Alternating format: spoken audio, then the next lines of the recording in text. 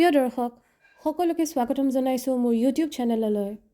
গুৱাহাটী চহৰৰ ফেঞ্চি বজাৰ অঞ্চলৰ ব্ৰহ্মপুত্ৰ পাৰত এয়া কিনো কাম চলি আছে চাওঁ আহক। গুৱাহাটী চহৰত ট্ৰেফিকৰ অসুবিধা বাঢ়ি গৈ আছে। তাৰোপৰি গাড়ী পাৰ্কিঙৰ ক্ষেত্ৰত গুৱাহাটী চহৰত ঠাই পোৱা খুবেই কঠিন। সেইকাৰণে এয়া ব্ৰহ্মপুত্ৰ নদীৰ বুকুত কাৰ পাৰ্কিং নিৰ্মাণ কৰাৰ কাৰ্য চলি আছে। হয়, ব্ৰহ্মপুত্ৰ নদীৰ মাজত এটি ডাঙৰ কাৰ পাৰ্কিং এৰিয়া অতি সোনকালে দেখা পোৱাৰ সম্ভাৱনা আছে। উত্তৰ আৰু দক্ষিণ গুৱাহাটীৰ মাজত এখন সাঁকো নিৰ্মাণৰ কাৰ্য ব্ৰহ্মপুত্ৰ নদীৰ ওপৰত চলিয়েই আছে।